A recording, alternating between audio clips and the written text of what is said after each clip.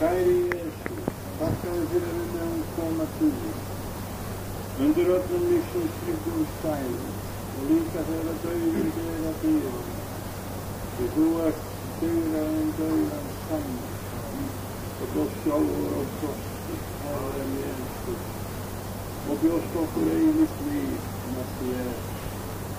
Blessa hans handverkonuna Petru og blessaðu börnuna og þakka þér fyrir minningu góðan dreng.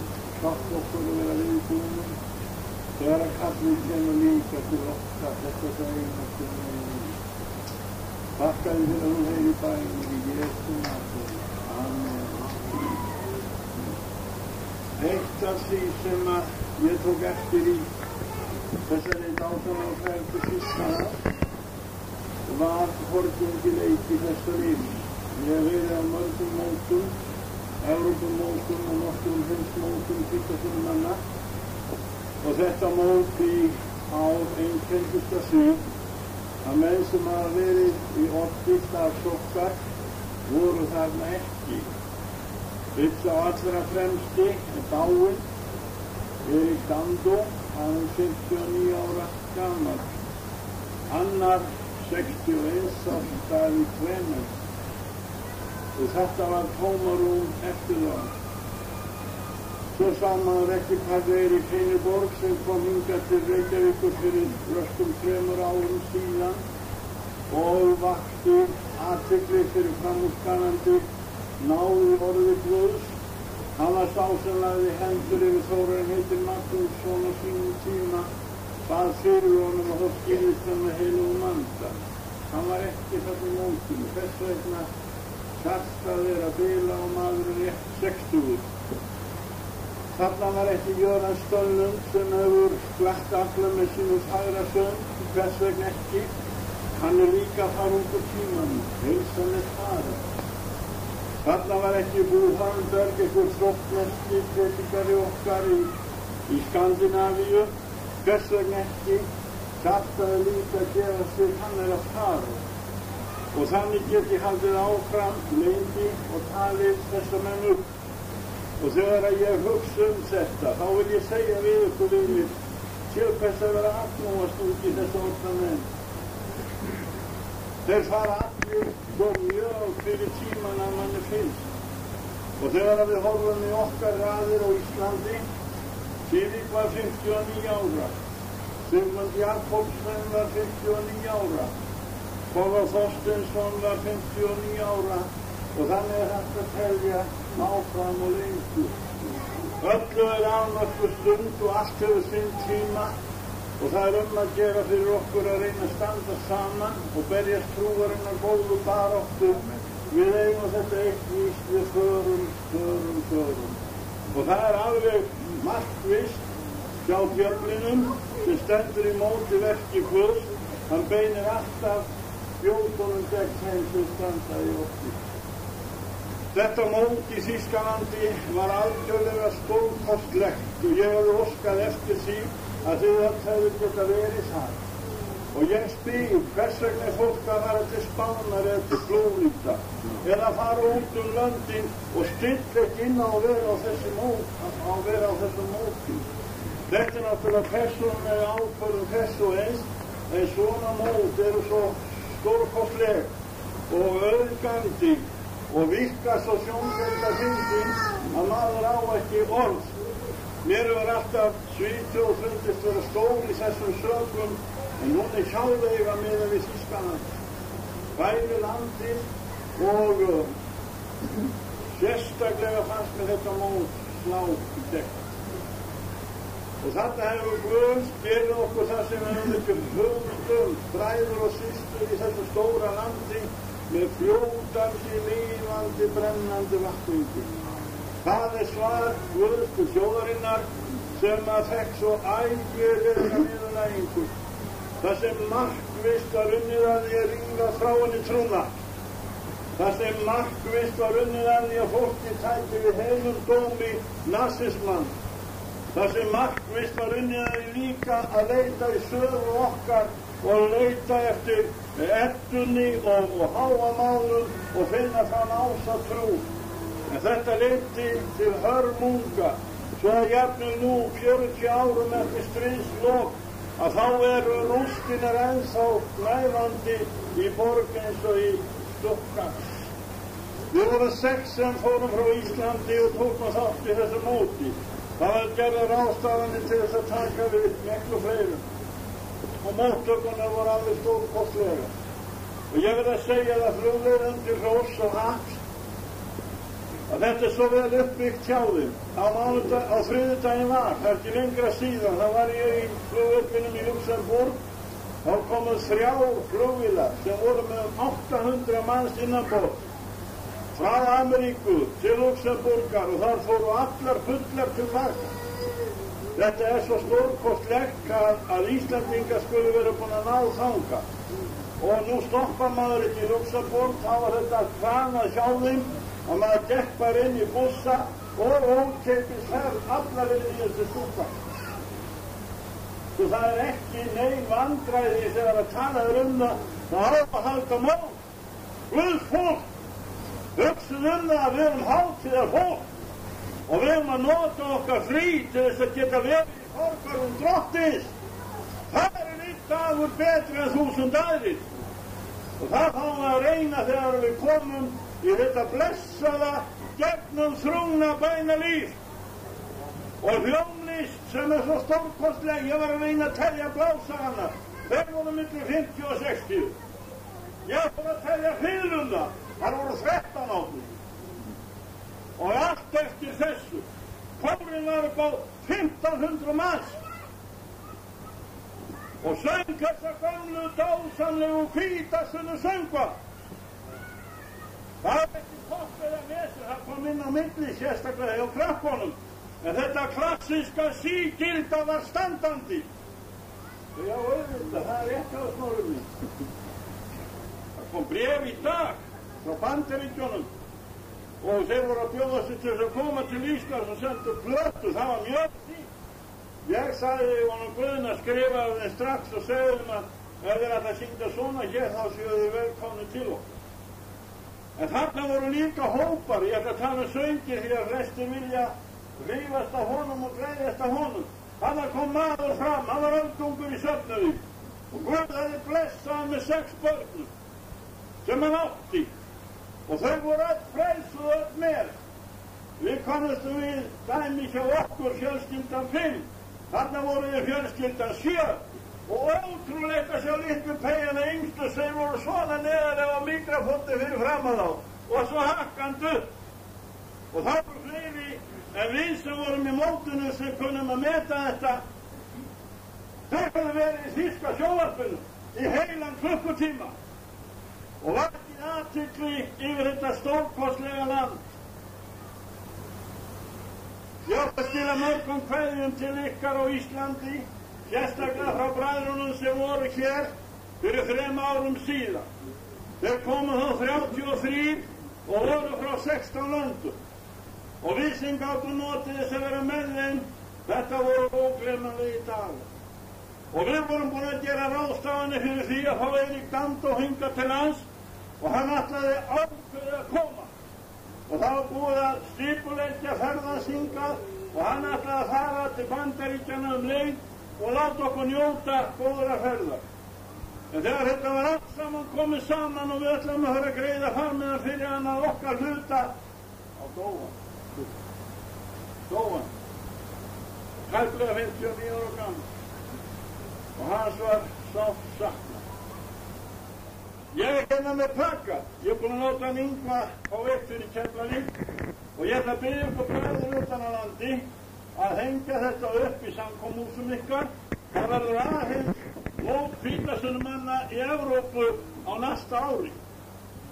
Og við munum geta þess í afturending og þetta verður auglýst í húsum okkar þannig að þið skulu taka þetta með ykkur svo ekki er ráð nema í tíma sér tekið. Og ef fólk hefur eitthvað inngrip inn í Norðurlandamál þá á það að geta fylgst með.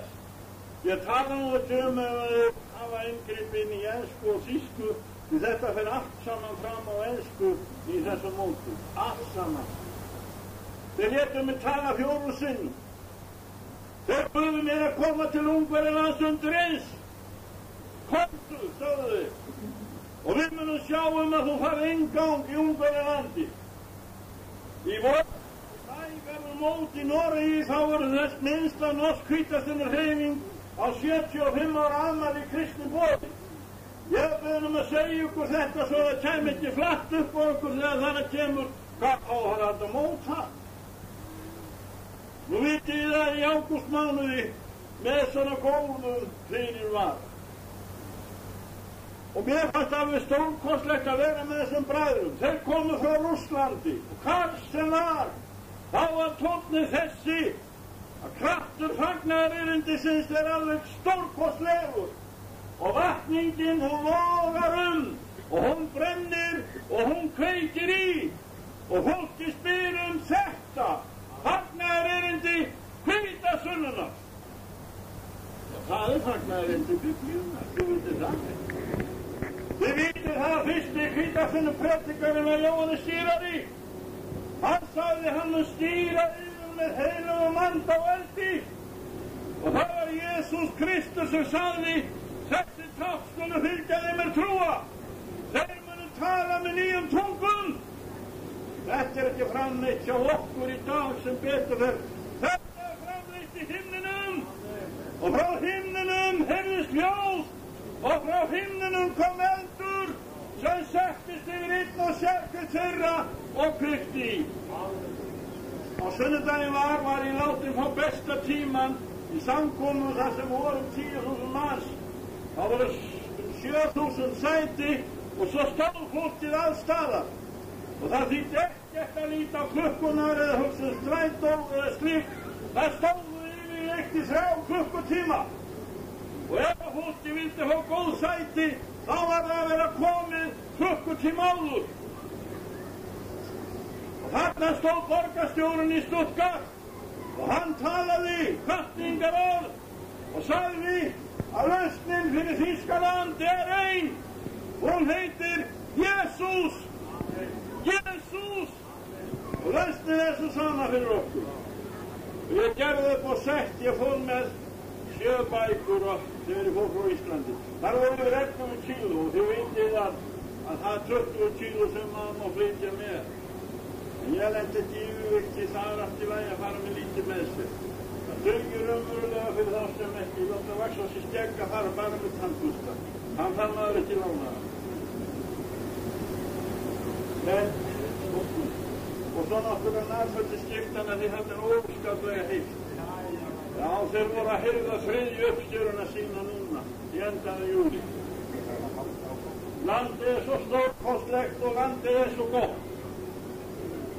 Og svo þegar ég fór út, þá tók ég þessa bækur með mér, að vissu tilefni.